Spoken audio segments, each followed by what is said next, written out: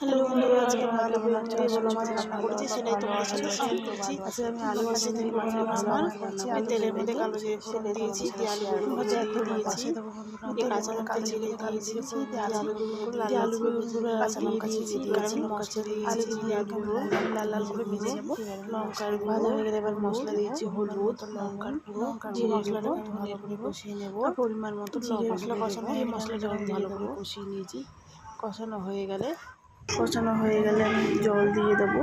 বন্ধুরা দেখো, পরিমাণ মতো লবণ দেবো। ঝোলটা ফুটলে আমি ভোলা মাছগুলো ভেজে রাখা ভোলা মাছগুলো দিয়ে দেবো। দেখো বন্ধুরা, দিয়ে আমি একটু ফুটিয়ে নেবো। গামাখা হলে নামানোর আগে আমি ধনে পাতা দিয়ে নামাবো। কেমন লাগলো তোমরা কমেন্টে বলবো। যদি ভালো লাগে লাইক করো, কমেন্ট করো, সাবস্ক্রাইব করো বন্ধুরা। বাই। দেখো বন্ধুরা, আমার মশলাটা কষানো হয়ে গেছে, এবার আমি জল দিয়ে দেবো। তোমরা দেখতে থাকো।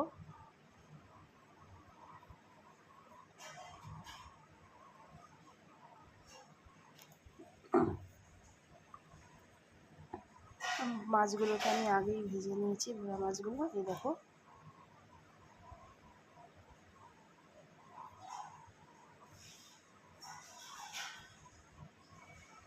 বন্ধুরা, ঝোলটা আমার ফুটছে। এবার আমি ভেজে রাখা মাছগুলো ঝোলের মধ্যে দিয়ে দেবো।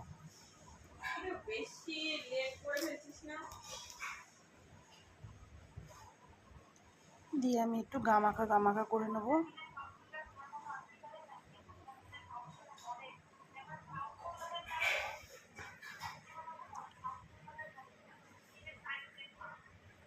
দেখো বন্ধুরা, আমার ঝোলটা এবং গামাখা হয়ে গেছে। এবার আমি নামানোর আগে ধনেপাতা ছড়িয়ে দেবো।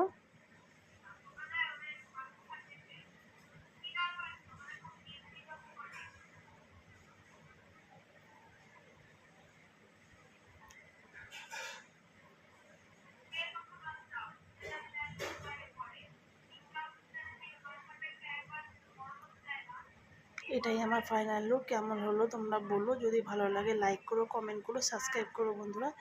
বাই।